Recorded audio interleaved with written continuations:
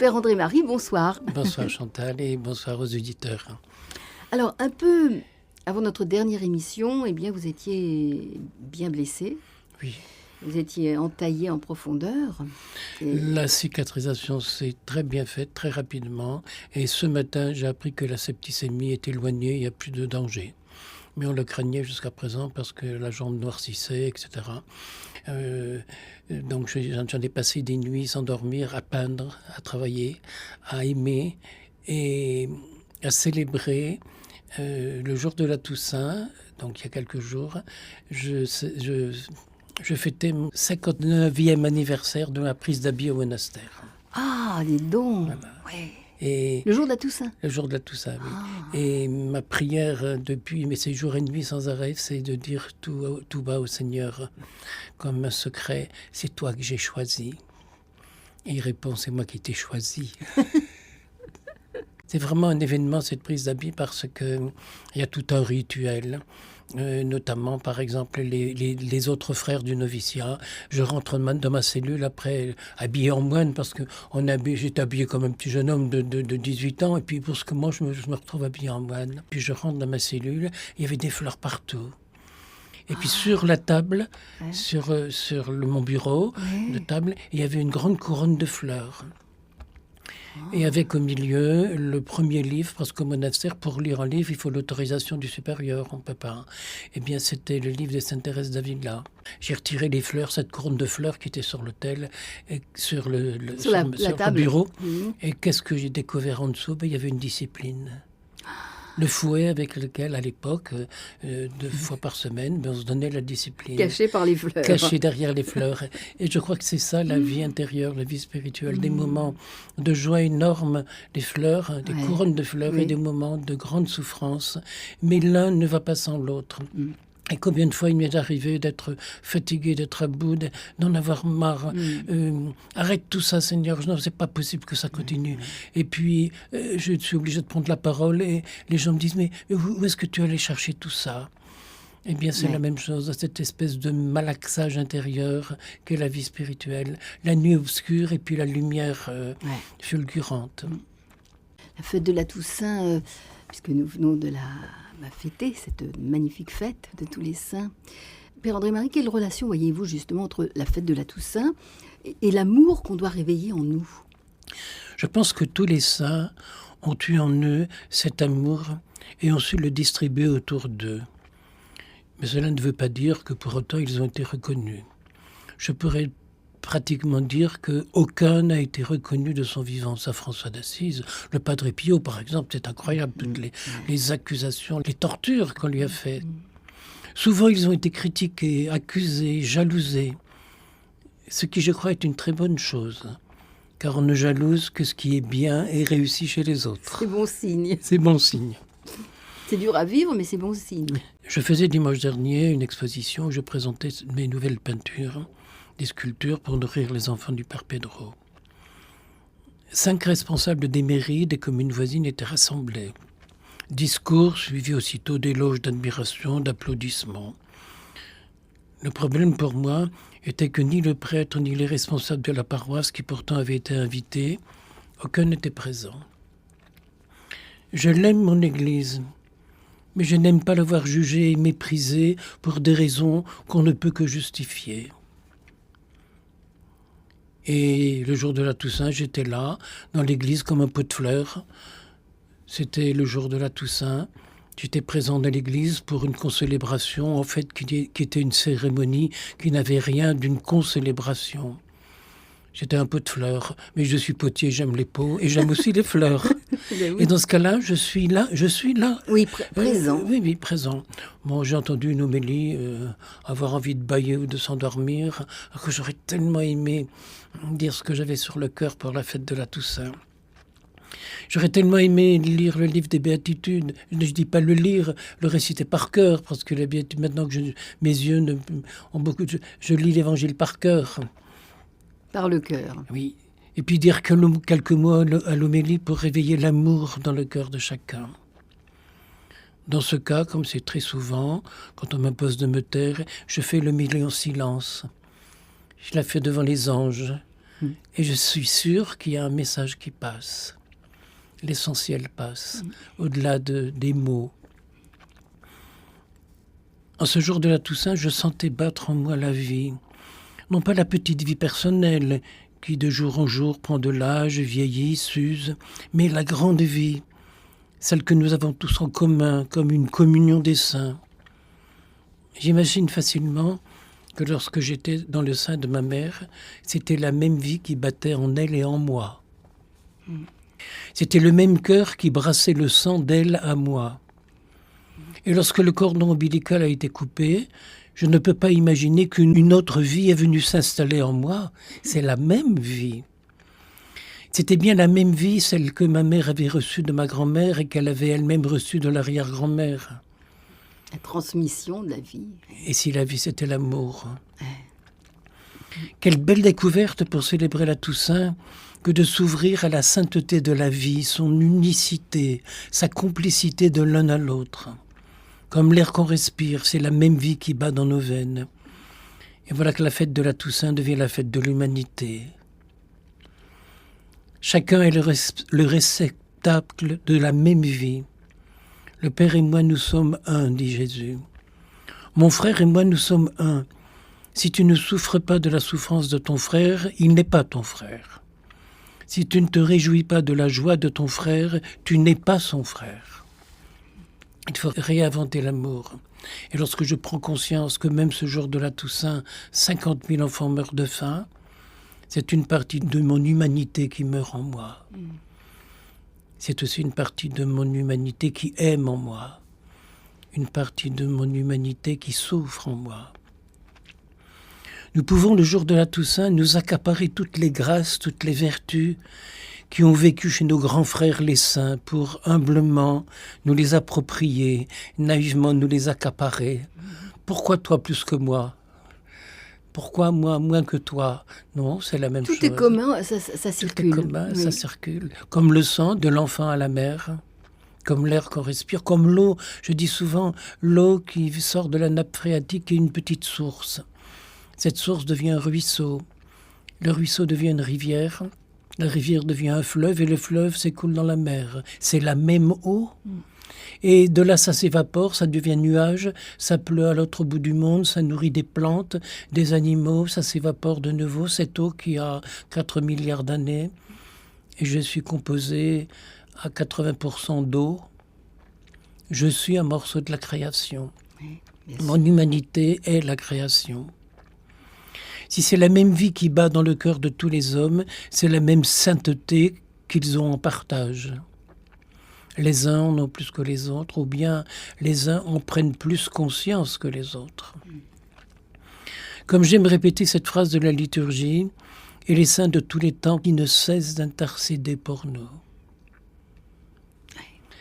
Le jour de la Toussaint, nous devrions nous mettre humblement à genoux devant chacune des statues de saints de nos églises et les implorer, leur demander de laisser couler sur nous leur surplus de sainteté, ce trop-plein d'amour qu'ils avaient eux-mêmes reçu gratuitement du trop-plein d'amour de Dieu. Mon Dieu, quand on voit les choses comme ça, on n'a plus envie de faire des gestes liturgiques, on a envie d'ouvrir les bras, on a envie d'ouvrir son cœur, on a envie de réveiller l'amour chez les autres, et puis on a envie de pardonner. C'est une de mes grandes joies. Tous les jours, des gens chez moi viennent se confesser, viennent demander pardon à l'amour. Et c'est un grand bonheur parce que la pénitence, on la fait ensemble. Elle n'est pas méchante, cette pénitence-là. On prie ensemble. Ma plus belle prière, c'est toi que je choisis. Et rechoisir, et chaque fois le rechoisir. Oui.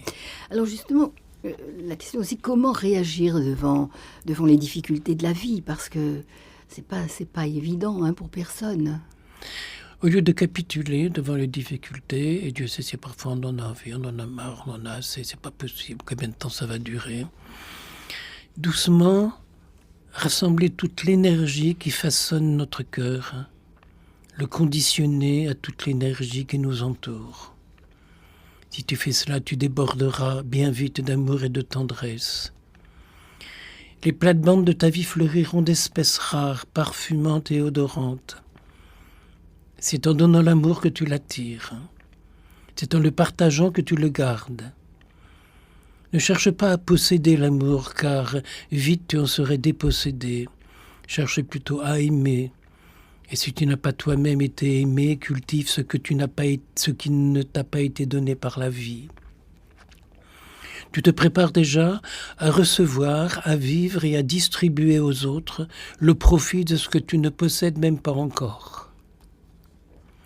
La meilleure façon d'étancher sa soif de tendresse et d'amour, c'est d'en donner et de les partager. Comme un appel d'air, ils rempliront bien vite ton vide. Et depuis plusieurs jours, je réfléchis sur la notion du temps. Voilà, le temps, à mon avis, c'est un grand bloc. Avant, pendant, après. Alors, je présente une feuille. Ici, tout mon passé est écrit. C'est le passé. De l'autre côté, la feuille est toute blanche. Il n'y a rien d'écrit, c'est l'avenir. Et il est où le présent ? Sur la tranche très fine, là, entre... Sur la tranche de la feuille. Oui, oui. Et dans ce présent, on met des soucis, des ennuis, des problèmes, des larmes, Le passé, tout est écrit, l'avenir, tout est vierge. Et le présent, c'est de rendre la beauté dans sa simplicité, dans sa naïveté, à tout ce qui dans le passé aurait pu être triste et malheureux. Et c'est une façon d'écrire l'avenir Oui. avec des fleurs, avec, oui. Quand dans la culture islamique, on dit que tout ça c'est écrit dans le ciel, je réponds oui, mais c'est toi qui tiens la plume. C'est toi qui... On n'est pas enchaîné à un destin, mais il faut confier sa vie à l'essentiel. C'est toi que j'ai choisi. Oui. Et ce choix, il faut le refaire à chaque instant, à chaque moment, et puis il faut le faire pour les autres. J'ai quelquefois envie de dire aux autres, si tu savais comme il y a un trésor en toi, et tu ne le sais pas. Peut-être Augustin disait ça très bien. Oui. Bah, lui-même a vécu. Hein. Je te cherchais à côté de moi alors que tu étais en moi. En moi, oui. Car je t'ai aimé beauté. Oui.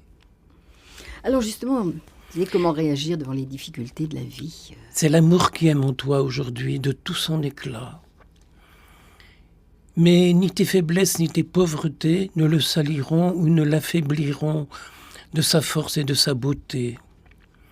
Ce n'est pas toi qui aimes, c'est l'amour qui s'aime en toi. C'est la vie qui vit en toi.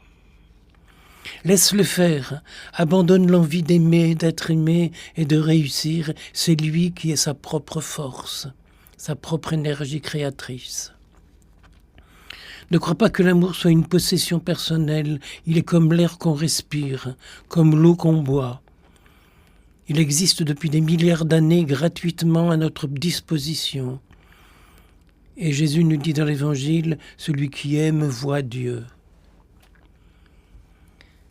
Mais l'amour a besoin de protection. Son bouclier, c'est le pardon. Si le pardon n'existait pas, l'amour l'aurait inventé. Par le pardon, tu peux embellir le monde, le délivrer de ses prisons et faire sourire la vie. Mais si tu n'y parvenais pas, demande à la douceur, elle t'aidera. Elle est la petite sœur de l'amour. Je pense à cet homme qui découvre un jour que son aimé a un autre amour. Il n'a pas répondu par la colère, ni par la jalousie, ni par la méchanceté. Il aura offert une bouteille de champagne pour célébrer l'amour qu'il avait lui-même encore en lui. Il est comme ça, Dieu. Je pense à François, ce gars qui, chez nous, pendant 27 ans, n'avait pas dessoulé. Et puis qui venait régulièrement me voir pour payer son procès pour ébriété sur la voie publique, une amende. Alors à chaque fois, il avait droit à son engueulade. Et cette fois-là, l'engueulade était un peu plus forte que d'habitude. Et puis je lui dis, François, c'est la dernière fois, je ne paierai plus. Et puis je fais le chèque. Et puis en déchirant le chèque du carnet, j'en ai mis 2. Je dis, celui-là, c'est pour la prochaine fois. Parce que quand on demande pardon au bon Dieu, on sait bien qu'il sait bien, lui, qu'il y aura une prochaine fois. Mais il est comme le père de l'enfant prodigue qui pardonne à l'avance. Je ne cesse de dire aux gens, notamment dans la salle de soins où Sylvie soigne, j'ai mis la grille d'un vieux confessionnal sur le mur et je dis aux gens, guérir ou pardonner, c'est du même ordre. C'est la même démarche. Et je ne cesse de dire aux gens que Dieu ne peut pas pardonner parce qu'il est pardon. Il ne peut pas donner un petit morceau de lui. Nous, on donne des petits morceaux de pardon, mais lui, il est pardon. Et l'humanité est déjà pardonnée jusqu'à la fin de l'humanité. Mais on n'ose pas se l'accorder, ce pardon. Et j'ai eu l'idée de mettre derrière la grille de ce confessionnal un miroir pour que je voie ma tête de ressuscité, ma tête de sauvé. Parce que c'est important. On est déjà pardonné, mais on n'ose pas accueillir, recevoir, croire à ce pardon d'amour, à cette tendresse sans limite, parce que l'amour n'en a pas de limite. C'est aimer à la folie. La folie, c'est une utopie. Et Dieu est fou d'amour. Oui, oui. D'ailleurs, il dit dans l'Évangile qu'il faut être des fous, non pas des sages. Je te remercie que tu aies caché cela aux sages et aux savants et que tu l'aies révélé aux petits. Et quand on se sent petit, on sait qu'on est prêt à tout perdre, mais qu'on peut aussi tout gagner, puis qu'on peut recommencer à chaque instant. C'est toi que j'ai choisi.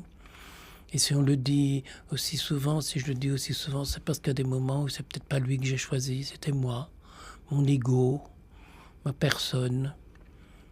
C'est pour ça qu'il s'est toujours à remettre sur le métier. Oui. Alors l'autre jour, j'étais couché et puis quelqu'un vient me voir. J'avais très mal à cette jambe. Et puis il me dit, maintenant vous êtes une personnalité. Je dis, pourquoi?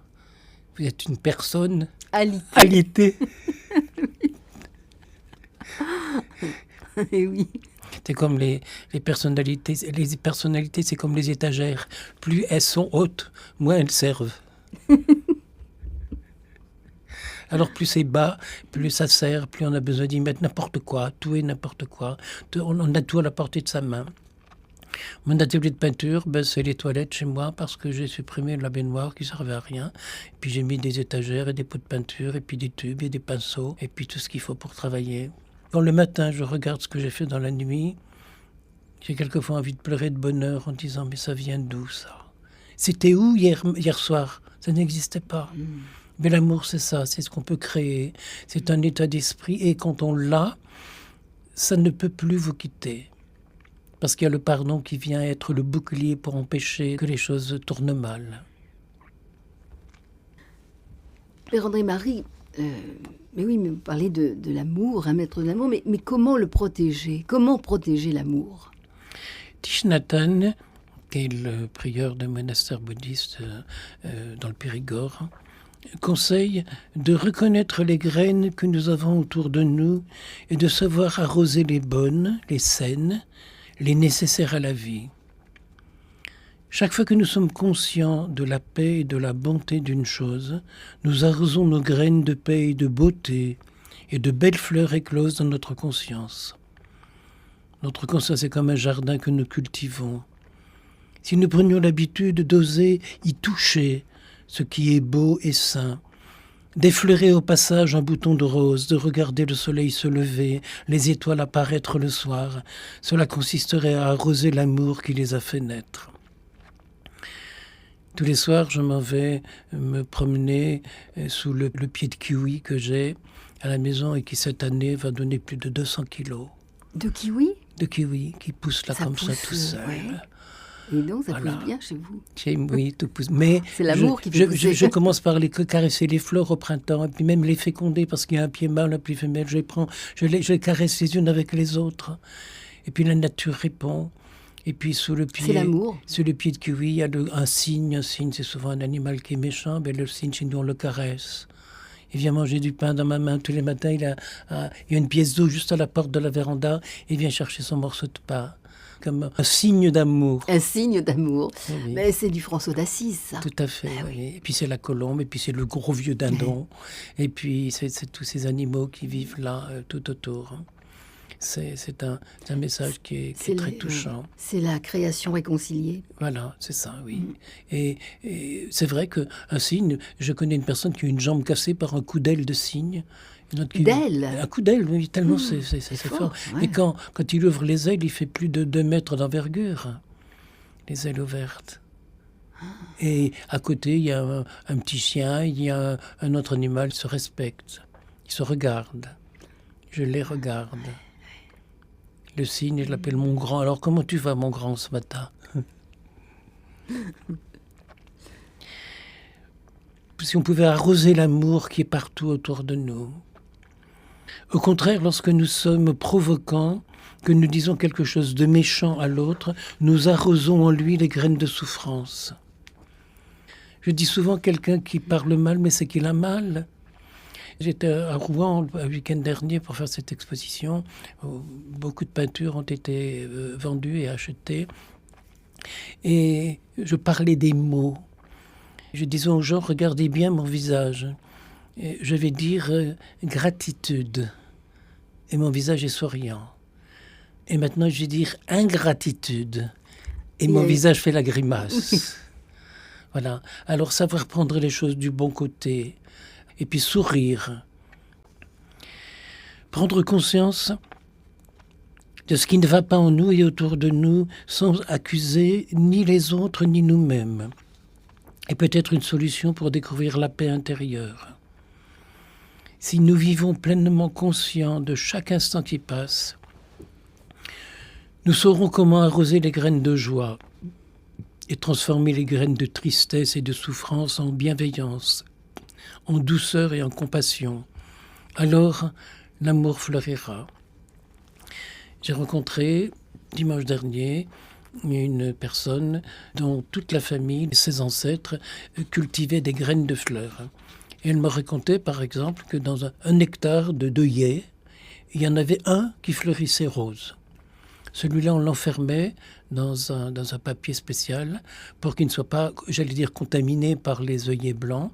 On récoltait les graines qu'on semait l'année suivante. Alors, il y avait une centaine de graines, une centaine de pieds qui poussaient. Parmi eux, il y avait des blancs. Mais les roses, on en gardait les graines. Et on faisait ça pendant une dizaine d'années jusqu'au moment où l'espèce était fixée. Ah oui. Et si on faisait ça avec l'amour en nous. Pour fixer l'amour. Pour fixer l'amour, pour qu'il soit naturel. Ouais. Je dis souvent aux gens, si je faisais autant d'efforts pour aimer que j'en ai fait pour apprendre à tourner des poteries, où j'étais 18 heures par jour au travail, sans arrêt, eh bien, l'amour serait facile, l'amour serait naturel. Beaucoup de gens ont remarqué que quand je suis à mon tour de potier, je ne regarde pas ce que je fais. Ça se fait. Ça se fait, oui. Eh bien, ça devait être la même chose pour l'amour, ça se fait. Et puis si on n'a pas réussi, l'autre jour, il y avait une bulle d'air, eh bien, la poterie, j'ai ça tout simplement battu la terre et j'ai recommencé. Et samedi, il y avait l'inauguration de cette exposition. Et devant les personnalités qui étaient là, je leur ai montré ce qu'était la mondialisation. J'ai pris une boule de terre et puis en 7 secondes, j'ai fait un grand bol. Et puis je leur ai dit, voulez-vous qu'il soit plus beau et plus gros? Et je l'ai agrandi, c'était un grand saladier. Voulez-vous qu'il soit plus beau et plus gros? Je l'ai grandi, c'était devenu une énorme pièce qui bien sûr a fini par s'écrouler. Eh oui. Eh bien la mondialisation, c'est de vouloir être trop grand, parce que beau, c'est pas synonyme de gros. Et je me suis tourné vers les dames qui étaient là, dit, n'est-ce pas mesdames, beau, c'est pas synonyme de gros. Voilà, savoir s'arrêter, savoir regarder, savoir contempler, savoir se taire, c'est pas facile. Arrêter de se plaindre, de gémir. En picard, puisque j'habite la Picardie, il y a une expression, et les gens disent un plaigneux. Un plaigneux. Oui. Et puis ils disent aussi arrête de braire. Voilà, et mettre de l'amour dans sa vie, mettre du sourire, mettre de la compassion, mettre de la beauté, mettre de la bonté. Alors, on va voir peut-être dans quelques instants, on va écouter justement, puisqu'on parle d'amour, de beauté et de bonheur. Oui.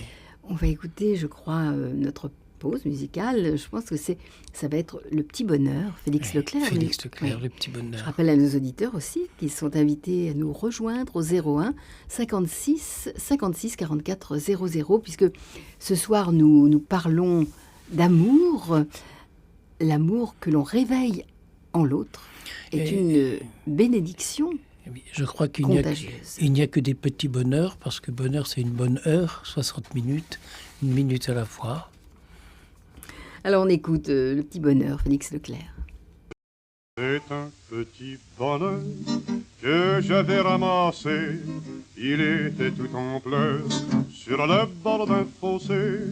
Quand il m'a vu passer, il s'est mis à crier: Monsieur, ramassez-moi, chez vous, amenez-moi. Mes frères m'ont oublié, je suis tombé, je suis malade. Si vous ne me cueillez point, je vais mourir, quelle balade. Je me ferai petit, tendre et soumis, je vous le jure. Monsieur, je vous en prie, délivrez-moi de ma torture. J'ai pris le petit bonheur, l'ai mis sous mes haillons.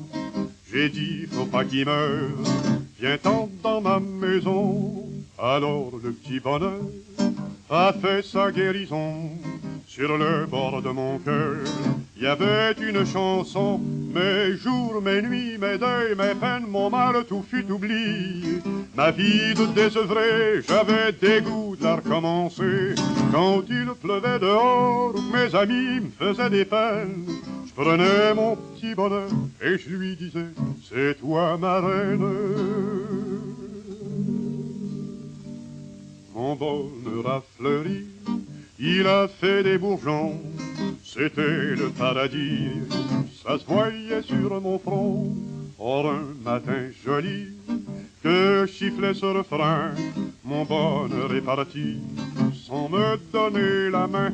J'eus beau le supplier, le cajoler, lui faire des scènes, lui montrer le grand trou qu'il me faisait au fond du cœur. Il s'en allait toujours, la tête haute, sans joie, sans haine, comme s'il ne pouvait plus voir le soleil dans ma demeure. J'ai bien pensé mourir de chagrin et d'ennui. J'avais cessé de rire, c'était toujours la nuit. Il me restait l'oubli, il me restait le mépris. Enfin que je me suis dit, il me reste la vie. J'ai repris mon bâton, mes deuils, mes peines et mes guenilles, et je bats la semelle dans des filles malheureux. Aujourd'hui quand je vois une fontaine ou une fille, je fais un grand détour, ou bien je me ferme les yeux. Je fais un grand détour, ou bien je me ferme les yeux.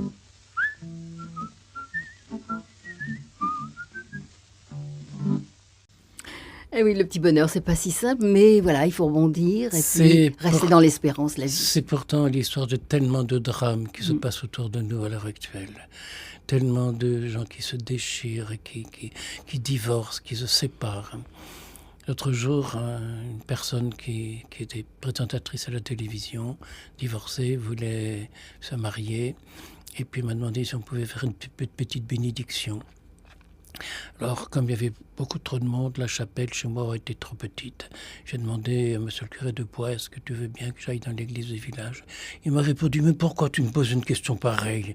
Il n'y a pas de question à poser, tu sais bien que l'église est ouverte à tout le monde. Et puis on a fait une cérémonie. Je me suis d'abord adressé à Mathieu. Je dis, Mathieu, tu étais baptisé, toi? Il dit, oui, on me l'a dit. Mais il dit, tes parents t'avaient demandé ton avis? Ben non, j'étais beaucoup trop petit. Il dit, ce jour-là, ils t'ont béni, ils t'ont consacré, ils ont fait le signe de croix sur ton front. Est-ce que tu veux bien, si tu es d'accord, aller leur rendre? Alors il s'est donc déplacé. Dans la folie, il est allé voir son papa et sa maman. Vous voyez avec quelle émotion. Et puis ensuite, je m'adresse à Claire. Claire, d'ailleurs, qui est une patiente de Sylvie. Ils se connaissent bien. Et puis je dis, Claire, toi aussi, tu as été bénie par tes parents le jour de ton baptême. Oui. Est-ce que tu vas aller leur rendre? Alors elle avait une longue traîne et s'est déplacée dans l'église. Elle est allée voir ses parents. Et puis elle est revenue à l'hôtel. Et je lui dis, mais Claire, il y avait un prêtre, c'est qui t'a béni? Elle dit, oui, j'aurais aimé que ce soit vous, mais c'était pas vous, c'était un autre père. Je dis, non, ça fait rien, c'était un de mes frères. Tu voudrais bien me rendre la bénédiction qu'un prêtre t'a donnée ce jour-là? Et je me suis mis à genoux devant elle. Et elle m'a béni en faisant un signe de croix sur mon front. Et quand je me suis relevé, j'ai pris le micro. Il dit, vous voyez ce que c'est que notre église? C'est quand une divorcée bénit un prêtre. Parce que la bénédiction, ça n'a pas de frontières, ça n'a pas de limites. C'est les pardons d'amour. Et toute la souffrance est annulée. Et je vous assure que dans cette église où les gens étaient rentrés en faisant, ils étaient prêts à faire la fête, il y avait un grand silence de respect, un sacrifice. Sacrifice vient du mot sacré. Oui. Un silence sacré. Et toute la cérémonie a continué dans le même style. Alors, j'ai une grande chance, c'est que, ayant beaucoup de mal à lire, eh bien maintenant, je célèbre par cœur. en retrouvant les mots, en retrouvant les gestes tout simples. Je dis souvent, le prêtre, tout au long de la prière eucharistique, il a les bras étendus, les bras ouverts. Mais c'est l'attitude qu'il devrait avoir dans la vie tout le temps, même quand il faudrait qu'il dise non. Il faut qu'il dise un tout petit non en nous donnant les explications, en disant oui, c'est pas possible parce que, mais on fera quand même tout ce qu'on peut, on ira quand même beaucoup plus loin. Je pense à ce voyou que j'ai hébergé pendant des années. 5 de ses enfants ont fait la prison. Et un jour, il vient me voir et puis il me dit... Maître Chopper, dans le village, on m'appelle mon petit père. Maître Chopper voulait baptiser mon petit Ophu, mon petit-fils. Je dis oui, d'accord, bien sûr, avec beaucoup de joie. Et puis il arrive avec 5 de ses petits-enfants à baptiser. C'est pas un, c'est 5. Or, 5 de ses fils avaient fait de la prison pour des raisons graves. Alors je l'ai pris à partie, je lui ai dit, dis donc Armel, tu ne crois pas que tu aurais des pardons à demander au bon Dieu et puis à ta famille ? Il est venu se mettre à genoux devant moi en larmes. Et chacun de ses enfants, de ses fils est venu, chacun à leur tour demander pardon en larmes. C'est pas ça un sacrement. Quand on peut quitter la rubrique, quand on peut quitter le langage tout fait, et ils l'ont fait vraiment. Bien sûr, ça sentait le petit vin blanc parce qu'ils avaient déjà bien bu avant de rentrer dans l'église, mais qu'est-ce que ça peut faire? À Cana, il y avait plus de vin parce qu'ils l'avaient bu. C'est un peu du même ordre. Il faut que l'amour n'ait pas de frontières. Et ça se fait. Brusquement, on s'aperçoit qu'il y a un respect extraordinaire. Mais je n'ai jamais vu, dans une église, les gens venir se mettre à genoux en public pour venir demander pardon au bon Dieu. Et je ne leur avais pas demandé, ils l'ont senti d'eux-mêmes. Mais c'est le cœur profond qui a parlé, le mouvement s'est fait, oui. Et c'est ça, une bénédiction, une bénédiction. D'ailleurs, d'après la façon traditionnelle de se confesser, bénissez-moi mon Père parce que j'ai péché. On a droit à être béni de Dieu. Alors que les gens croient que Dieu nous maudit, c'est pas vrai, c'est pas possible. Il ne fait que bénir, lui. Il ne fait que bénir, oui. Il n'a pas d'organe visuel pour voir le mal. Il y a une prière que je récite tous les jours qui dit « Seigneur, tu nous juges pour pardonner nos iniquités. Les hommes jugent pour bénir, Dieu juge pour pardonner. » Et j'ai cette sensation, depuis mon enfance, quand on avait une composition ou un examen, j'avais toujours l'impression que le professeur cherchait à savoir ce qu'on ne savait pas pour donner une mauvaise note, alors le bon Dieu cherche à savoir ce qu'on sait pour même nous donner une bonne note. C'est ça, qu'est-ce qu'on va pouvoir leur tirer qui puisse... Voilà. Oui, le positif. Le positif, voilà. La vérité, la justesse. Et ça peut toujours se faire. Parce que là, ça attire aussi toujours davantage. Oui. Alors, Père André-Marie, l'amour est-il un droit de la vie? Il y a bien des années, j'écrivais dans un livre intitulé « Maman ». J'écrivais « Tu ne savais rien des électrons et des photons, ni des neutrons, et pourtant tu portais en toi la vie que je suis devenue. » Tu ne savais rien de la biologie, de la théologie, et pourtant tu as donné vie à la vie, et je sais le sacré qui m'habite. Tu ne t'es pas posé de questions, alors pourquoi m'en poserais-je? Il me reste à laisser au bonheur la chance de vivre en moi et lui donner d'exister sans me soucier ni des photons ni des antiphotons. Je laisse ça aux scientifiques. Et pourtant, ça vit en nous. Mais oui. J'ai entendu l'autre jour à la radio qu'un savant... C'était aux Journées de la survivance, ici à Paris, où d'ailleurs on a passé le film Le rêve d'un monde meilleur, et à la fin du film, tous les spectateurs étaient debout et sont restés pendant 5 minutes à applaudir. Et un journaliste a parlé de l'âme. C'était la journée de la survivance, de l'au-delà. Et il a dit que l'âme habitait un corps et que toutes les parties de notre corps étaient intelligentes. Et puis il a dit, même notre intestin est intelligent. Alors en entendant ça, j'avais envie de sourire. Je dis, moi, mes boyaux ne sont pas intelligents.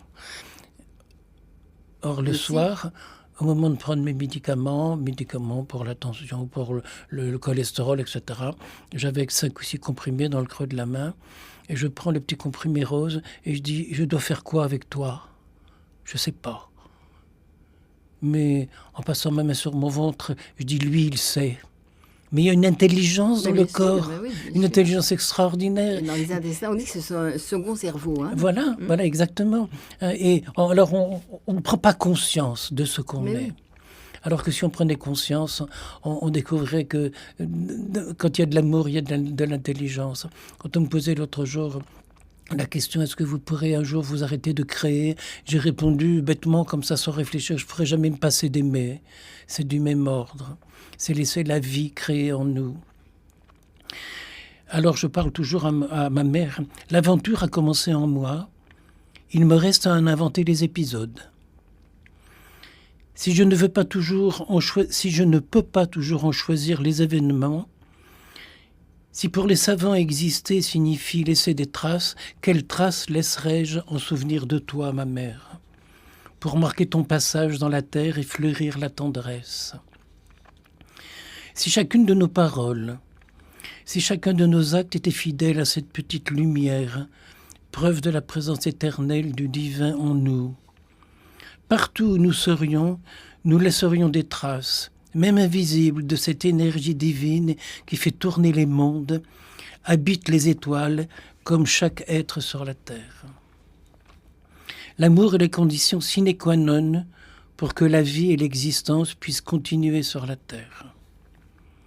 À en croire à la Mink dans ce livre, Ce monde qui vient, l'Irak, Ben Laden, l'effet de serre, la délocalisation, l'intifada, le mur israélien, les exactions dans les prisons de Bagdad, tout cela patronné par la tutelle des marchés financiers, l'arrogance perpétuelle des administrations, les organismes génétiquement modifiés, voilà la concentration négative qu'on ne peut nier de ce monde qui vient. Mais on peut prendre le parti d'en rire devant tant d'absurdités.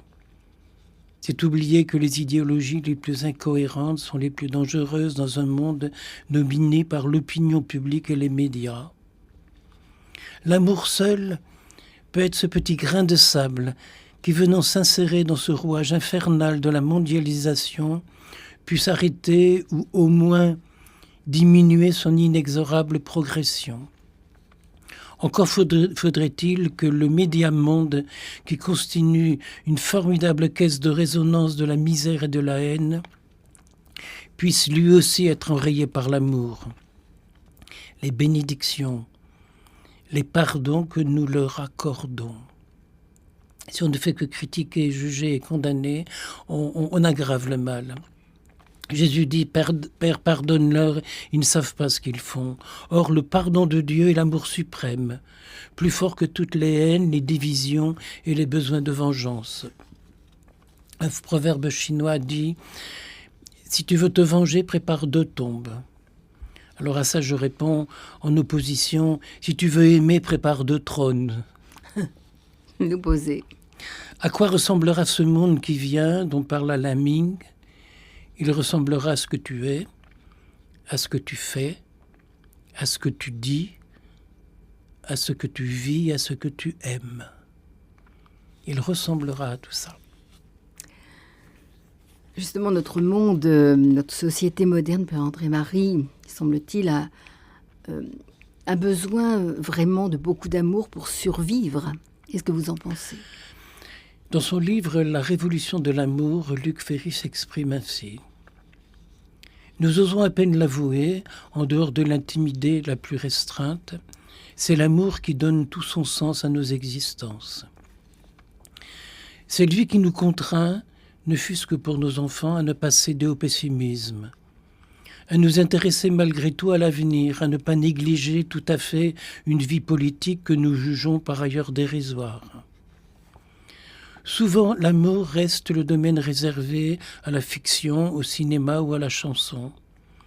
Or, sous toutes ces formes, qu'on l'appelle sentiment, passion, tendresse, amitié, fraternité, qu'il se porte sur les femmes, sur les maris, sur les enfants, sur les parents, sur nos frères et nos sœurs et nos amis, voire, comme dans la tradition philanthropique et caritative, sur l'humanité entière, c'est l'amour qui anime notre vie psychique, morale, spirituelle, culturelle et même intellectuelle. Sans l'amour, rien n'aurait de signification pour nous. Ce serait pour le coup le vrai désenchantement du monde. Quand l'amour nous fuit, que pour une raison ou pour une autre il vient à nous manquer, Mort d'un être cher, séparation, rupture ou simplement période de basses eaux amoureuses, c'est l'univers entier qui devient terne et s'assombrit. Ce que je dis là, tout le monde le sait, tout le monde le sent, c'est une banalité. Ce qu'il est moins, c'est que la mort n'est pas seulement cette expérience intime et bouleversante qu'il fut très certainement depuis l'aube des temps, mais pour la première fois peut-être dans l'histoire, l'amour est devenu le principe fondateur d'une nouvelle vision du monde. Le véritable foyer qui redonne sens et réorganise aujourd'hui les valeurs qui ont nourri la civilisation européenne moderne. Comme il est heureux d'entendre parler ainsi un ancien ministre de l'Éducation nationale, Luc Ferry, qui avait bien compris et qui osait le dire en profondeur, intelligemment, profondément. Nous vivons un moment de refondation à nul autre semblable, une de ces périodes rares et précieuses où il nous faut découvrir, voire inventer une nouvelle vision du monde. Cette vision touchera tous les domaines de l'existence humaine, depuis la connaissance théorique jusqu'à la morale, la métaphysique, la politique et la vie quotidienne. Le capitalisme moderne, avec son individualisme de compétition acharnée, nous propose et nous impose une société où chacun s'efforce de survivre le mieux qu'il peut, sans toujours se soucier du voisin. L'autre jour, j'ai dit une bêtise en public, ça fait rire tout le monde, parce que nous étions à table et je parlais de charité, et je disais Jésus demande qu'on aime son prochain. Et puis je montre Pascal qui est à côté de moi. Je dis, lui, c'est mon prochain. Et puis je montre à la dame qui a fait, je dis, elle, c'est ma prochaine. Tout le monde a éclaté de rire sur le coup. Je me suis dit, mais pourquoi rit-il? Voilà, le prochain, c'est le plus proche. Ben oui. Tout à l'heure, j'étais dans le train ce matin. Et j'étais assis à côté d'une dame. J'étais assis à 3 centimètres. Et au moment de me lever, en arrivant en gare du Nord, j'ai dit « Bonne journée, madame ». Elle me regarde d'un air étonné. « Ah oui, c'est vrai, bonne journée ». Alors, on est assis à quelques centimètres les uns des autres et on s'ignore. Tout d'un coup, oui, c'est ça. Mais ça a réveillé, justement. Voilà. Et je pense que je voudrais ne jamais passer à côté de quelqu'un sans qu'il y ait quelque chose qui passe. Un petit peu d'énergie, d'amour, de sourire, de bonne volonté. En gare du Nord, là, il y avait une dame qui avait des fleurs. Alors, j'avançais et elle avançait en contresens, si vous voulez. Alors, en passant près de l'eau, je dis « Oh non, madame, c'est vraiment trop. C'était pas la peine, vous savez, ce bouquet de fleurs. » Et puis, elle m'a donné un grand sourire. Sinon, on passait les uns à côté des autres. Si je la rencontre, cette dame, demain, on va se reconnaître. Oui. Parce qu'il s'est passé quelque chose. Parce qu'il s'est passé quelque chose. Il faut toujours inventer quelque chose pour que la relation naisse. C'est ça, l'amour. Ouais. C'est entre relations avec. Ouais. Et ce capitalisme moderne est quelque chose qui peut vraiment nous faire peur. Avec ces exigences, je pense à ce facteur qui a été rétrogradé dans son avancement administratif, parce qu'il se permettait de s'arrêter chez les vieillards du village pour leur déposer les médicaments venant de la pharmacie. Ah, ça n'a pas été accepté. Le dévouement, le sens des autres, le souci des autres, seraient-ils donc illégaux dans notre civilisation où seule la rentabilité semble donner tous les droits ? Un grand merci. On va réfléchir à tout ça, Père André-Marie, parce que c'est très dense. Je pense qu'on ne peut pas soigner quelqu'un sans le guérir. Quand un enfant s'est fait mal, sa maman lui fait un baiser là où il a mal. Et puis l'enfant n'a plus mal. Oui, nous disions que notre société moderne a bien besoin d'amour pour survivre, Père André-Marie. Cette société veut prendre tous les droits. Ouais. À propos de droits, nous avons désormais celui d'exiger que la politique serve d'abord et avant tout non à la gloire de la nation, encore moins à celle de l'Empire ou de l'Europe, mais à l'épanouissement de nos existences personnelles. Être en relation avec la personne. La mondialisation devrait être une humanisation. Ben oui. Elle devrait servir aussi à la préparation du bonheur des enfants, dans l'espérance d'un avenir meilleur, indissolublement lié au nôtre. Un bonheur indissolublement lié à celui des autres n'est-il pas la plus belle définition qu'on pourrait donner à l'amour ? Et on voit ça quand une famille est unie. J'ai eu la chance, là, pendant ces dernières vacances, d'accueillir plusieurs familles, papa, maman et les enfants. Et des familles unies. On a travaillé ensemble, on a prié ensemble, on a souri, on a ri ensemble. C'était vraiment des moments délicieux. Et au moment de partir, tout le monde avait des larmes aux yeux de merci qu'on se donnait les uns aux autres. C'était la vie qui jaillissait, c'était l'amour qui... Tout à fait. L'amour et la oui. vie, c'est tout un. Hein. Comme on aimerait que toutes les belles déclarations des droits de l'homme soient fondées réellement sur ce même principe, celui de l'amour universel. Non pas une mondialisation, mais une humanisation. On entend alors le sacré. Or, le sacré est étymologiquement, par définition, ce pourquoi on est prêt à se sacrifier. Ce ne peut donc être que des causes essentielles. La plus grande preuve d'amour, dit Jésus, c'est de donner sa vie pour ce qu'on aime. Et on peut donner sa vie en donnant sa mort, mais on peut donner sa vie à petit feu, comme une maman qui se dévoue pour ses enfants. Et il y a une nouvelle mode maintenant, c'est que des mamans, pendant 1 an ou 2, arrêtent leur travail pour s'occuper des enfants. Et reprendre leur travail après. Et maintenant, la loi l'autorise. C'est quelque chose de très beau. Oui, puisque l'enfant, surtout petit, a besoin de sa maman. Hein, les premières années sont importantes. Depuis toujours, l'amour était une vertu qui valorisait l'honnêteté, la douceur, la bonté, la bienveillance et le pardon. Et non tel que cela nous est sans cesse présenté par les médias comme un droit, le mensonge, la vengeance, la violence et la méchanceté. Ça devient quelque chose de quotidien. Alors, on va écouter Maria, qui est en ligne. Bonsoir, Maria. Oui, bonsoir. Ah, ça, c'est une voix que je reconnais. Ah. Alors, c'est Eva Maria. Oui, qui est peintre. Oui. Alors, bonsoir à tous. André-Marie, j'ai un gros message d'amour, une bonne surprise pour vous. Mais tout d'abord, je vais rappeler des petites choses. En 1999, vous m'offriez le jardin de mon père. Et la dédicace était celle-ci. Il y a dans ce jardin des graines de tendresse, de bienveillance, de pardon. J'en ai gardé des graines et je te les offre. À toi de les arroser et de les partager aux autres. Mon Dieu que c'est beau ça. Ah. C'est moi qui ai écrit ça. Oui, André-Marie. C'est le livre que je préfère. Avec un petit message dessous, affectueusement, André-Marie. Oui. André-Marie, j'ai continué à cultiver vos paroles durant toutes ces années. André-Marie, être attentive à votre travail, à vos promesses fidèles. Cette culture, votre travail, va perdurer pour le temps, en présence éternelle, où votre amour est protégé car vous êtes maintenant sur le site de Drouot Cotation par vos peintures. Drouot. Vous êtes maintenant, André-Marie, coté comme les grands maîtres de tout temps. Ça veut dire que votre travail, tout ce que vous avez fait, va durer au-delà. Pour les enfants du Père Pedro. Félicitations, André-Marie. Ah, mais écoute, ça c'est vraiment... chez Drouot.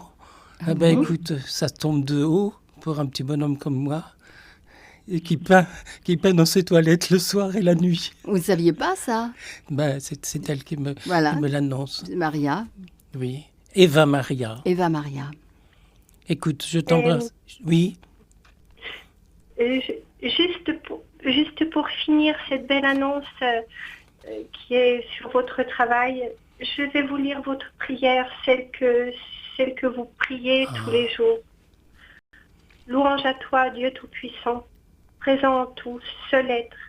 Prends-nous dans tes bras paternels. Élève-nous au-dessus de la terre. Nous adorons ta beauté. À toi, nous nous abandonnons volontiers, Dieu de miséricorde et de compassion. Seigneur idéal de toute humanité, c'est toi seul que nous adorons. À toi seul, Seigneur, nous aspirons. Ouvre nos cœurs à ta beauté. Illumine nos âmes de ta lumière. Toi, perfection d'amour, d'harmonie. Créateur tout-puissant, envoie-nous tes anges de protection. Tu juges et pardonnes nos imperfections, Seigneur, de l'Orient et de l'Occident, des mondes d'en haut et des mondes d'en bas, des êtres visibles et invisibles. Verse sur nous ta lumière, nourris nos corps, nos cœurs, nos âmes.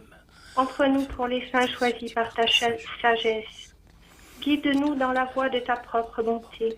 Emmène-nous plus près de toi, Seigneur, à chaque moment de notre vie, pour qu'un jour en nous se reflète ta grâce, ta gloire, ta sagesse, ta joie et ta paix.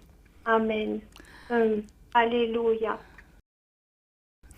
Eh bien, c'est magnifique. Eva Maria, un jour, cette prière, je l'ai récitée 600 fois, de suite, à la suite, sans arrêt. 600 fois. C'était dans l'avion, comme je ne peux plus oui. lire. J'avais 10 Oui. heures je l'ai répété sans arrêt. Et je la distribue à tous mes amis. Elle a été traduite en malgache, etc. Seigneur, verse sur nous ta lumière. Dieu des mondes d'en haut et des mondes d'en bas. Guide-nous pour les fins choisies par ta sagesse. Ce serait d'être reconnu chez Drouot. Oui, si c'est comme ça, c'est choisi par sa sagesse. Et puis ceux qui ont, avec assez d'amour, ont voulu militer dans ce sens-là. J'espère que je pourrai venir faire une exposition chez toi et puis mettre mes tableaux à côté des tiens qui sont tellement beaux. À très bientôt, André-Marie. Merci. Merci de ce partage et de ces en tout cas, nouvelles. merci. Et puis, bienvenue à la demeure quand tu pourras y venir. Bonsoir à tous. Et puis, une caresse à Napoléon. Oh. C'est son chien. Dites donc.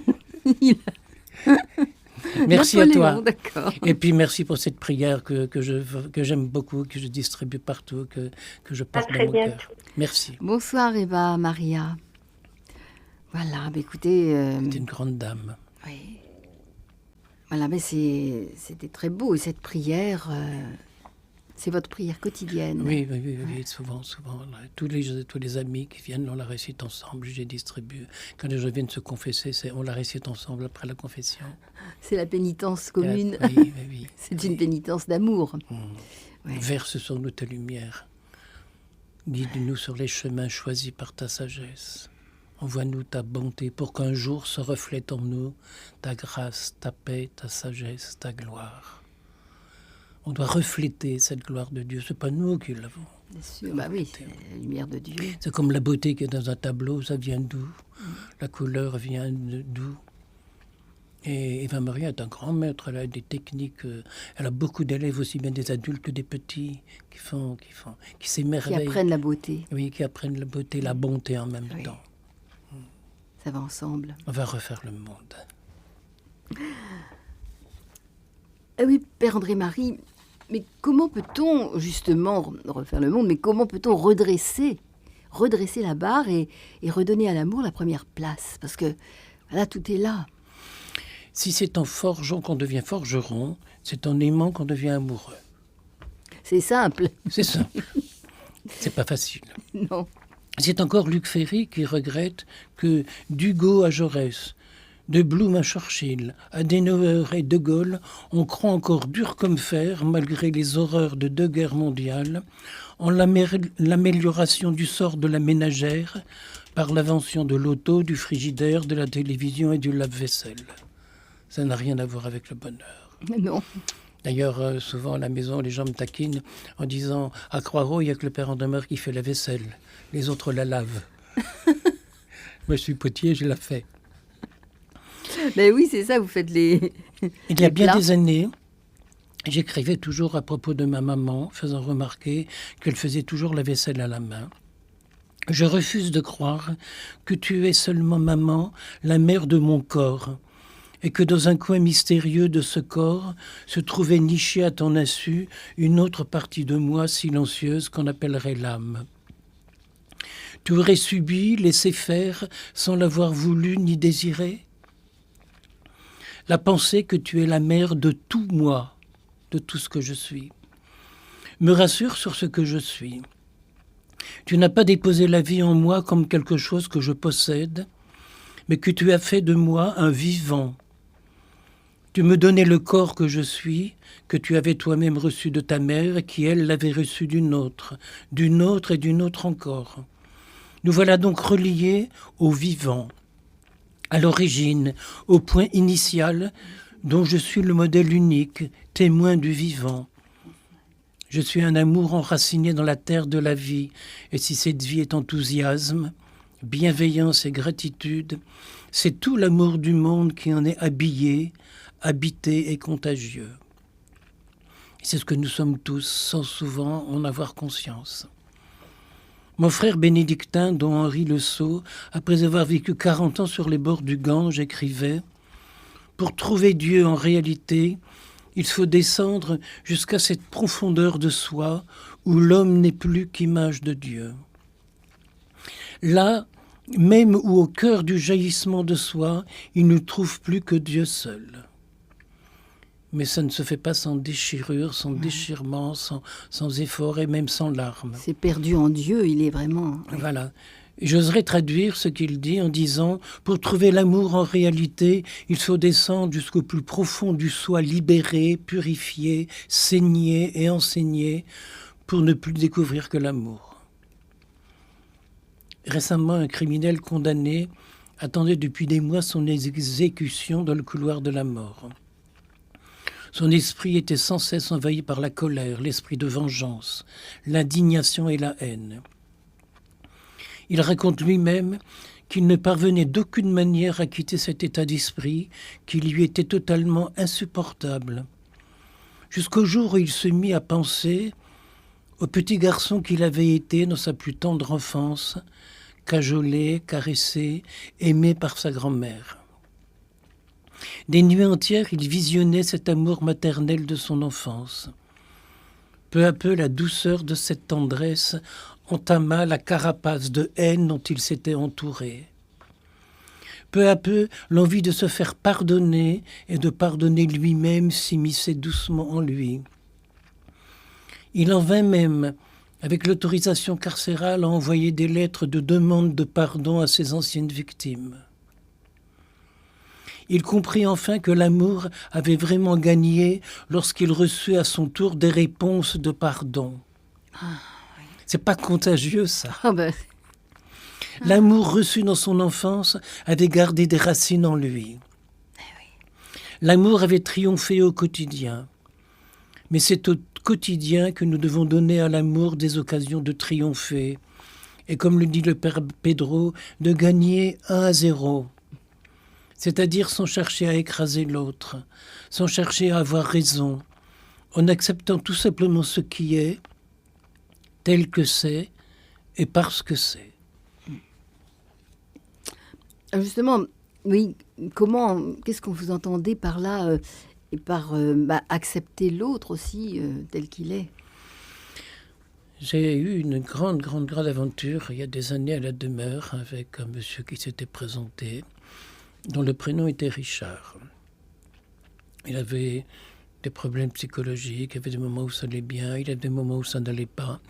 Et il avait une grande piété, et c'est d'ailleurs avec lui que j'ai commencé, pour l'occuper, à faire de la polychromie sur les objets en métal que j'avais. Et avec le temps, j'ai appris, il était alsacien, et au début de la guerre, les Allemands avaient fait creuser par des enfants un grand trou, des petits enfants alsaciens, parce que c'était des Allemands, les Alsaciens à l'époque. Et oui, bien sûr. Ils avaient fait creuser, ces enfants voulaient être français. Ils avaient fait creuser un grand trou, ils avaient jeté les enfants dans le trou. Et ces petits, dont Richard, essayaient de sortir du trou en s'agrimpant sur les rebords. Et un officier allemand lui avait écrasé les mains avec son talon, avec ses bottes. Et d'ailleurs, Richard avait les doigts d'une main complètement déformée. Elle avait reçu aussi un coup de pied au derrière tellement fort qu'il avait les testicules écrasés. Et il a vécu ça toute sa vie. À la fin de sa vie, ça pesait 9 kilos. Et ce garçon qui était intelligent, qui était beau, qui avait les moyens, qui gagnait très bien sa vie, avait certainement rencontré des tendresses dans sa vie, mais il n'avait jamais osé se montrer. C'était tellement horrible. Et il se sauvait. Quelqu'un qui se sauve, c'est qu'il a des choses à se reprocher. Et c'est devenu une épouvantable histoire de drame. Et un jour, il est rentré dans un monastère chez les trappistes. Mais on n'entre pas dans un monastère parce qu'on a des testicules anormales. Et puis, il n'a pas pu rester. Et alors, il est reparti, mais il se croyait défroqué, il s'accusait, il se sentait coupable. Et puis, il est arrivé à la maison. Et c'est à lui que j'ai demandé de commencer à faire de la polychromie, de mettre de la couleur sur des objets en métal. Et ça a été le début d'une forme de résurrection. Résurrection, oui. Et quand, par moment, au bout de quelques mois, ça n'allait plus, il y avait des tensions, je téléphonais au père abbé du monastère à Visque et je disais, Père, est-ce que je peux vous envoyer Richard? Mais oui, bien sûr, envoyez-le-moi. Et le père abbé l'avait nommé portier, c'est-à-dire qu'il accueillait les gens, il le faisait avec une grande distinction. Et quand... psychologiquement, au bout de 5-6 mois, ça n'allait plus au monastère. Le père abbé me disait, Père André-Marie, je vous envoie mon chauffeur et il vous ramène Richard pendant quelque temps. Et on recommençait une histoire d'amour. Plus blanc que neige. On sera tous un jour plus blanc que neige, lavés dans le sang de l'amour, de l'agneau. Et l'agneau, c'est le plus fragile, le plus petit du troupeau. Voilà la contagion. Elle est là, la contagion. Tout à l'heure, Eva Maria parlait de ce livre, Le jardin de mon père. Oui. On a souvent dit que c'était ce que j'avais écrit de plus beau. Et ce livre fait des miracles. Je recevais l'autre jour une lettre d'un monsieur qui doit être âgé, parce que je reconnaissais à son écriture un certain âge. Et il me dit, avec mon épouse, on a souvent lu ce livre, de même que le livre Le petit moine qui ne dormait pas la nuit. Et mon épouse était beaucoup plus jeune que moi, et elle avait qu'une petite retraite, et je me suis toujours dit, je vais certainement partir avant elle, il faut donc que je fasse des économies pour qu'elle puisse avoir des vieux jours agréables. Et il dit voilà qu'après 7 années d'une longue maladie, elle vient de mourir. Elle est morte dans mes bras. Et puis, mais je me suis retrouvé avec des économies qui ne servaient plus à rien. Alors je vous envoie un chèque pour le père Pedro, 30 000 €. C'est les fruits du jardin de mon père, les graines, des semences qui poussent comme ça. Alors vous voyez ce qu'il pourra faire avec tout ça. Voilà, c'est l'amour qui... Voilà, c'est c'est par amour qu'il a pu faire ça. Et dans ce livre, je dis que mon père ne m'avait jamais embrassé. Embrasser, c'est prendre dans ses bras. Il n'avait plus ses bras, il avait un bras. Voilà. Mais ce qui prouve qu'il y a des gestes non faits qui sont plus forts que des gestes ou des paroles qui sont dites. Dans le silence. Et mon papa, de toute ma famille, c'était des peintres.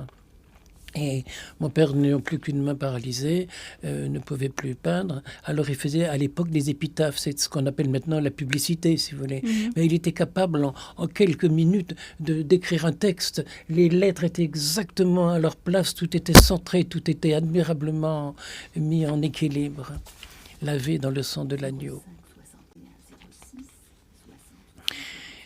Je continuais à raconter l'histoire de Richard, et qui allait d'un monastère à l'autre. Il était chez moi et puis il retournait au monastère de Visque. Le père abbé l'accueillait toujours avec beaucoup de gentillesse. Et puis il avait des peurs, des phobies. Il avait, je sais pas, moi je lui ai peut-être fait 200 litres d'eau bénite le soir. Il voulait, Père, faites-moi de l'eau bénite je vais en boire, ça va aller mieux, je vais dormir un petit peu cette nuit. Et puis à la fin de sa vie, il ne voulait pas de traitement parce qu'il désirait mourir. Et il était tellement maigre que ses joues se touchaient à l'intérieur. Et un jour, je lui dis, Richard, il faut que tu manges, il faut que tu fasses un effort. Qu'est-ce qui te ferait envie? Et puis il me dit une grappe de raisin. Bah oui, au mois de février, trouver une grappe de raisin, c'est pas trop facile. On a fini par trouver une grappe de raisin au Jardin d'Espagne, un magasin qui existait à l'époque à Amiens. Quand je lui ai apporté cette grappe de raisin, il a pris un grain, il l'a mis à sa bouche. Il a fait la grimace et il m'a dit, il n'est pas bon ton raisin. Oh ben mon chameau, après tout ce qu'on a fait. Pour le trouver. Et puis, en descendant l'escalier, je me suis dit, mon petit père, tu n'as jamais mangé de raisin au mois de février. Ben, cette année, tu mangeras du raisin au mois de février. Et puis en descendant l'escalier, je me disais, mais après tout, pourquoi ne pas satisfaire les dernières volontés d'un mourant? Et en arrivant en bas de l'escalier, je me dis, qu'est-ce que tu viens de penser là? Mais il faut aussi satisfaire les caprices des vivants de temps en temps, sans exagérer, bien sûr. Mais quand quelqu'un a envie quand même, je voudrais que ce soit comme ceci ou comme cela, pourquoi pas satisfaire les envies, c'est pas de l'amour. Ben oui, bien sûr. Bien sûr, avec une certaine mesure. Et puis, Richard est décédé. Et les funérailles ont lieu dans l'église du village. Et je disais aux gens, je dis voilà, c'est lui qui vous accueillait toujours à la demeure. Et il fait ça avec une grande élégance, un grand sourire. Il vous a souvent présenté les chouettes que je fais. Les chouettes, c'est un animal qui voit dans les ténèbres. Et lui, dans ces ténèbres, Richard, il voyait quoi ? Je ne sais pas. Et puis brusquement, je vois tous les gens qui regardent en l'air, alors que je disais ça. Il y a une chouette qui vole dans l'église. Tout le monde a cru qu'on avait ouvert une cage. Oui. Il y avait une chouette qui était là, et elle s'est posée sur la croix au-dessus de l'autel, et elle est restée là pendant toute la messe. Et puis, pendant la cérémonie, il y a la porte de l'église qui s'ouvre, et puis je vois arriver un monsieur que je connaissais. C'était un ancien officier SS qui avait 7 enfants, et sans doute pour se rattraper peut-être de quelque chose, à chaque fois qu'il venait à la maison, il était venu 7 fois, et chaque fois il m'achetait une de mes plus grandes pièces pour offrir à chacun de ses enfants. Et voilà que ce monsieur arrive, cet ancien officier SS. Je lui dis, monsieur Scherer, savez-vous que Richard était décédé? Il dit, non, je ne savais pas. Et je dis, venez là au premier rang, il n'a pas de famille, c'est vous sa famille maintenant. Un pardon inattendu, un pardon à l'histoire. Un pardon, à l'histoire. Ouais. Et puis les cendres de Richard, c'est les premières qui ont été mises dans la chapelle chez moi. Il veille sur nous. Garçon d'une grande distinction et qui avait vécu ce drame énorme. Il y en a un, je n'ai hébergé combien. Et c'est lui qui m'a dit, ma vie était un enfer et vous en avez fait un paradis. Quelle belle récompense faut-il y avoir. Belle récompense, oui. C'est l'amour, de l'amour donné. Oui. À travers tous les pardons, parce qu'il y avait aussi des mesquineries, il y avait des choses, mais c'était son état de santé qui voulait ça. Oui. Père André-Marie, l'amour, le vrai, aurait-il peur de se ridiculiser aux yeux des autres ? Il y a dans l'Évangile un bel exemple de ridicule. C'est le père de l'enfant prodigue. Tout le monde savait bien qu'il avait donné son argent à son fils et que son fils était allé faire la bringue et qu'il avait tout dépensé. Eh bien, lui n'avait pas peur du ridicule tous les jours. Il savait bien que son fils reviendrait un jour et il allait l'attendre à l'entrée du village. L'amour n'a pas peur du ridicule quand il est de l'amour. Je suis l'enfant prodigue qui se sert parfois très mal de l'héritage de son père. Suis-je reconnaissant de tout ce que la vie m'a donné, me donne et me donnera ? Durant 5 passages au service d'urgence à l'hôpital que je viens de subir il y a quelque temps, je me suis posé des questions. Suis-je reconnaissant vis-à-vis de cette petite pompe qu'on appelle le muscle cardiaque, lorsque je sais qu'il me faudrait, pour perdre conscience, que 8 à 10 secondes si mon cerveau n'était pas irrigué. Et c'est mon petit muscle cardiaque qui irrigue mon cerveau. 10 secondes et c'est la mort. Suis-je reconnaissant vis-à-vis de tous ces muscles qui me permettent de respirer, de marcher, de sourire ? Et c'est avec le sourire que je ferai remarquer que le mot muscle vient du mot musculus qui veut dire la petite souris. Suis-je reconnaissant vis-à-vis de mes yeux lorsque j'apprends que rien que la rétine de l'œil contient 125 millions de photons, récepteurs, cellules sensibles à la lumière? Et même si mes yeux me font beaucoup souffrir en ce moment, eh bien, je n'étais pas reconnaissant quand je voyais. Suis-je reconnaissant vis-à-vis de la vie lorsque j'apprends qu'un seul de ces petits globules rouges, dont elle me fait cadeau, fait près de 250 000 fois le tour du système circulaire avant de mourir. C'est ça notre corps. Et quand je voyais cette plaie que j'avais à la cuisse qui saignait, eh bien j'aurais dû m'émerveiller. Je m'émerveille maintenant, ça m'a donné le temps de réfléchir. Suis-je reconnaissant vis-à-vis des vaisseaux sanguins de mon organisme lorsque j'apprends que mis bout à bout, il mesurerait 96 500 kilomètres. Voilà ce qu'est un corps humain. On devrait s'émerveiller. Suis-je reconnaissant vis-à-vis de l'atmosphère qui m'entoure lorsque j'apprends qu'elle m'offre quotidiennement 10 000 litres d'air qui traversent mes poumons ? Ne suis-je pas cet enfant prodigue qui exige de son père sa part d'héritage pour le dilapider inconsciemment sans même un instant de reconnaissance ? Voltaire disait « Le paradis terrestre est là où je suis ». Et j'ajouterais, le bonheur, ça se décide. C'est ce que nous rappelle le philosophe Charles Pépin lorsqu'il explique que même dans les pires circonstances, y compris quand l'horreur frappe, il reste un remède accessible à tous. La joie qui pourrait peut-être nous permettre un peu d'humour et pourquoi pas d'amour.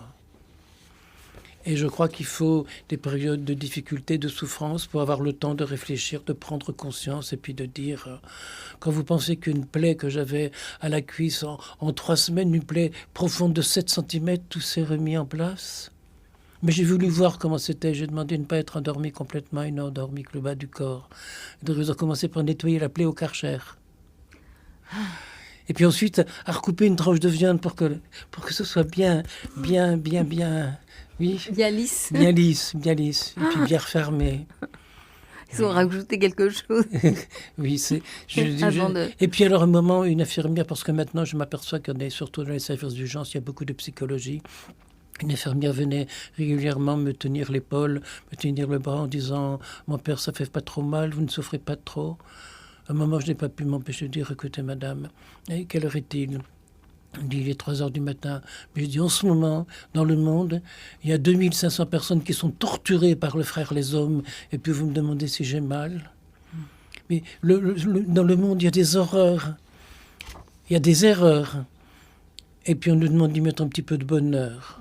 Tout doucement, simplement, avec bienveillance.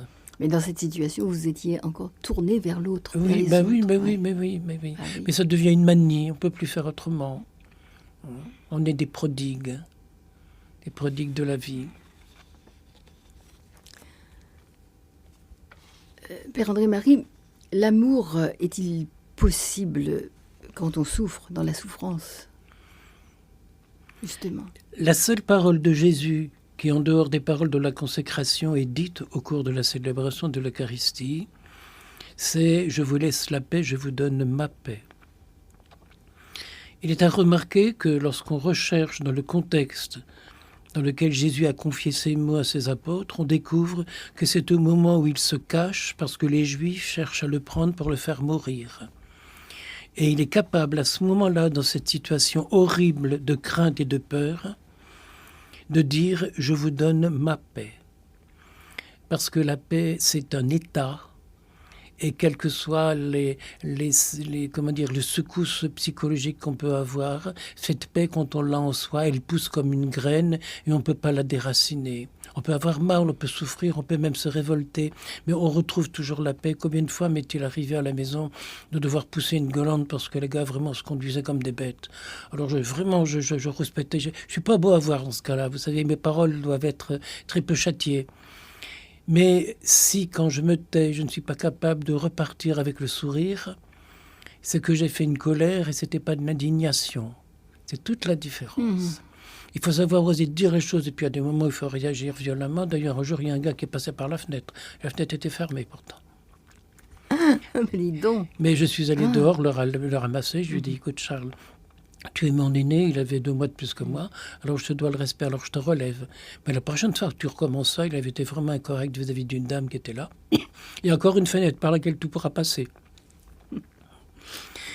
Mais il faut le faire avec fermeté, mais aussi avec le sourire, avec humour, avec amour. Et voilà que Jésus est capable de dire à ses apôtres, je vous donne ma paix. Il ne prouve bien par cela que l'amour, la joie, la paix devaient être capables dans tous les cas. On va peut-être dire qu'il avait une stature divine qui lui permettait d'être surhomme.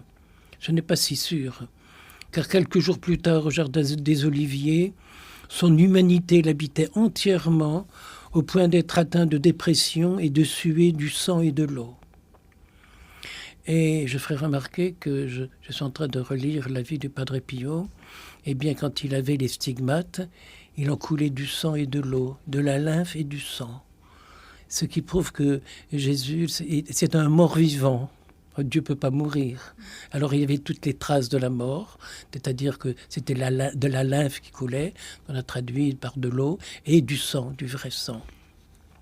Au moment de son arrestation par les Juifs et par les soldats romains, Jésus était habité d'un tel amour que lorsque Pierre prit une épée pour le défendre et coupa l'oreille du serviteur du grand prêtre, Jésus fit un miracle et recolla l'oreille. Faire un miracle à ce moment-là était bien la preuve que l'amour l'habitait entièrement. Cet amour-là n'est pas un sentiment, mais un état dont Jésus dit « Nul ne pourra vous le ravir ». Cela montre à quel point l'amour et le pardon sont indissolublement liés. Et si la souffrance venait, joue avec amour la partition. Et si la souffrance restait obstinément au point que tu ne puisses plus supporter la douleur, alors laisse les larmes couler. Merci, merci Père André-Marie. Voilà, cette fois-ci nous allons écouter Jean Ferrat. Voilà, cette fois c'était Jean Ferrat, heureux celui qui meurt d'aimer. Heureux celui qui meurt d'aimer. Oui. Jésus est mort d'amour. Et c'est parce qu'il est mort d'amour qu'on est pardonné. Et que l'on peut vivre. Oui. Et quand on dit, par exemple, là ça me dérange beaucoup, que Jésus est venu pour acheter le péché, je dis, mais il a acheté à qui? À Dieu ou au diable? Il est mort d'amour, il est mort par amour. Et à la fin, quand il avait plus la force de pardonner, parce que tellement il souffrait, il était au bout de la souffrance, il dit « Père, pardonne-leur ». Il demande à son Père de pardonner. Et je crois que si on pouvait mettre... je pense très souvent, si au moment de la Shoah, après la guerre, il y avait eu un pardon historique qui avait été donné, il ne se passerait pas ce qui se passe en ce moment en Palestine. En ce moment, il y a un pardon qui n'a pas été donné au bon moment. Alors il y a là l'esprit de vengeance.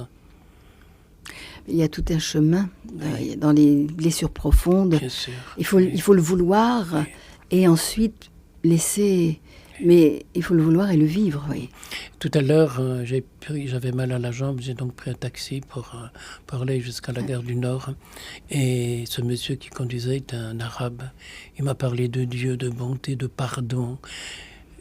On aurait vraiment cru que c'était un saint prêtre catholique qui parlait. Il n'y a pas un seul mot, au contraire, il parlait de générosité, il parlait d'amour, il parlait du djihad. Le prophète a dit, il y a le petit djihad qui sait se tourner vers l'autre, il y a le grand djihad qui est se tourner vers les autres, et puis on en a fait le djihadisme, qui est la haine des autres. Donc tout cela est à revoir. Et à aimer au quotidien et à pardonner. D'ailleurs, en sortant il m'a ouvert la porte pour que je puisse sortir et il a demandé à m'embrasser parce que notre dialogue était beau. Justement, tout à l'heure avant l'émission, avec Guillaume, on parlait de pardon, justement, et de Mandela. Hein. Voilà, oui. Oui, Nelson Mandela, c'est vraiment le pardon et ça a pu donner des fruits de réconciliation. Oui. Et puisque c'est possible, c'est vécu. Oui. Ceux qui ont amené la paix quelque part, aussi bien que ce soit le pasteur Martin Luther King ou bien Gandhi, qui ont apporté. Voilà, ce sont des gens qui ont pardonné. Oui, et qui ont invité au pardon. Je dirais presque qu'ils l'ont imposé par contagion. Ben voilà, c'est ça. Et Monseigneur Toutou, par exemple, c'était aussi un grand pardonnant. Et les gens qui ne savent pas pardonner, c'est habituellement parce qu'ils ont des choses qu'ils ne se pardonnent pas eux-mêmes. Ils ont des vengeances intérieures. Ça se voit sur leur visage. Oui, c'est... On pense aussi à Maïté Gürtener, c'est cela, qui a pardonné qui a été pendant la guerre, qui était une grande pianiste. Oui. Son bourreau lui a brisé les doigts. Oui. Hein. Et elle lui a pardonné. Et 40 ans après, c'est lui qui est venu lui demander pardon. Oui. Je vais bientôt rencontrer Magda, qui est la seule survivante des 300 000 Hongrois qui ont été tués à Auschwitz. Et elle est restée vivante et j'allais faire une conférence à Angers et au retour je m'arrêterai, elle m'invitait à aller la voir et c'est elle, alors que je parlais à Rennes au cours d'une conférence du pardon, elle s'est levée dans la salle et elle a dit « Applaudissez ce petit père là, il parle du pardon, c'est ça qui va changer le monde » et elle-même a réussi à pardonner ce drame ce drame épouvantable. Elle a été violée par les Allemands, elle a été torturée, ils l'ont salie, etc. Et elle est passée par-dessus tout ça. Et maintenant, c'est une semeuse d'amour. Elle a traversé l'enfer. Oui, Elle a oui, pardonné. oui, Oui. oui. Et je suis en train de lire, je suis bouleversé, tout ce qui est écrit sur le pardon. Roger McGowan, qui est dans le couloir de la mort depuis 25 ans, et puis qui est toujours, et qui parle d'amour auprès des gardiens qui le torturent et qui le salissent et qui se moquent de lui. Et il n'a que des paroles de pardon, d'amour, de bonté. Et cette bonté, il l'adresse au divin sans lui donner de... Il n'est pas catholique, il est protestant, il est croyant. Et c'est très très fort. Je n'ai jamais lu un livre où il y a autant d'impossibilités humaines. Et il dépasse tout ça. En plus, il était condamné injustement. Et Pierre Pradervant, qui est en Suisse, réunit beaucoup d'amis pour essayer de trouver l'argent pour qu'on révise son procès. Il y a déjà beaucoup d'argent récupéré, mais là-bas, au Texas, on refuse de revoir son procès. Et au départ, c'est parce qu'elle n'avait pas vu dénoncer son frère qui, paraît-il, aurait été mêlé à quelque chose. On ne dénonce pas un frère et il a payé pour lui, même pour une cause qui n'était pas vraie, même par rapport à son frère. Le pardon, et je crois que des prophètes comme cela sont des piliers. Je pense à ça dans un autre domaine, quand j'assiste à la messe chez le Père Pedro et qu'on voit 10 000 personnes qui chantent et qui dansent. C'est comme un poteau qui soutient le plafond pour pas qu'il s'écroule. Oui. Des monuments. Et ça peut changer le monde et ça doit changer le monde. C'est aussi pour nous des exemples qui sont touchants, qui sont bouleversants. Malheureusement, on ne les voit pas suffisamment, ils ne sont pas mis suffisamment sur le devant de la scène. Voilà. Dans les médias, voilà ce qu'on devrait montrer. Ce qui se passe dans les prisons au Texas, c'est épouvantable. Et c'est le pays des droits de l'homme, paraît-il. On va faire les droits de l'homme chez nous, dans notre cœur. On va même leur pardonner. Tout commence par là. Oui. Le pardon, c'est un don de soi-même à la conscience de l'autre. Et une confiance qu'on lui donne. C'est un don de soi-même. Oui, à la conscience de l'autre. C'est comme quand je disais à François, je payais son dernier PV pour ébriété sur la voie publique, mais je lui donne 2 chèques parce qu'il y avait déjà un peu reçu pour le PV suivant. Et parce qu'il s'est pendu, quand je l'ai dépendu, je l'ai attrapé à bras-le-corps et puis j'ai regardé son visage et je lui ai dit, tu vois François, pour moi l'amour vis-à-vis de toi n'a jamais capitulé, jamais. D'ailleurs même quand il était saoul et brutal, je n'avais pas du tout peur de lui, j'allais à lui, je le prenais dans mes bras, je l'embrassais, ça le calmait. Il savait aussi être terriblement méchant parfois. Il devait être terriblement dans une souffrance, malade et dans une alors souffrance. On a découvert aussi, parce qu'il a fallu, avec Sylvie, fouiller dans ses papiers pour trouver sa date de naissance, où il était né. Et puis on a découvert que son papa s'était pendu, sa maman aussi, un autre moment. Alors ça devient une maladie génétique presque. Et au moment où... Alors, une tête de pendu, c'est pas beau à voir. J'avoue que pendant les nuits qui suivaient, j'avais des cauchemars. Et bien, les pompes funèbres ont réussi à lui composer un visage. Je ne l'avais jamais vu aussi beau. Et alors, tous les amis de la demeure se sont rassemblés. Et on a tous mis des petits papiers, des petits secrets qu'on lui confiait. Il est parti avec tout ça. Oui. Avec de l'amour. Avec de l'amour, oui. Il ne faut pas lâcher. Un jour, j'ai entendu un petit garçon il aimait beaucoup le football. Puis il disait, hier, il y avait un match, c'était super beau. J'ai dit, mais qui est-ce qui a gagné ? C'est les autres. Il avait su regarder le match, voir la beauté d'un match de football, pas pour chercher à gagner. Non. C'était pour la beauté du jeu. Pour la beauté du jeu. C'est les vrais sportifs, c'est ça. Mais oui, c'est les autres qui ont gagné, mais qu'est-ce que c'était beau. Cette reconnaissance Voilà, d'une réalité.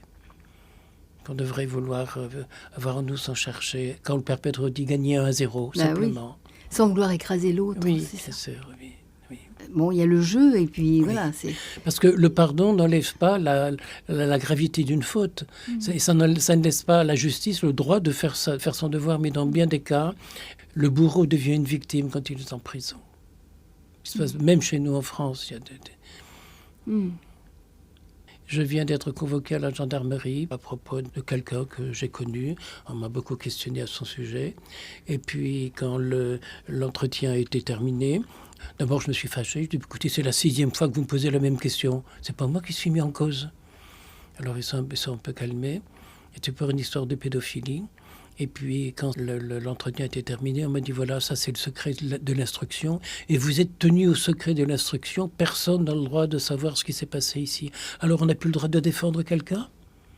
Je suis tenu au secret, je n'ai pas le droit. Je ne pourrais pas aller voir son épouse ou ses anciens collègues. Je viens, mais tenez, la dernière émission, quand Marc a téléphoné, pendant 10 ans, il a été accusé de pédophilie. Au bout de 10 ans, il est mis en liberté.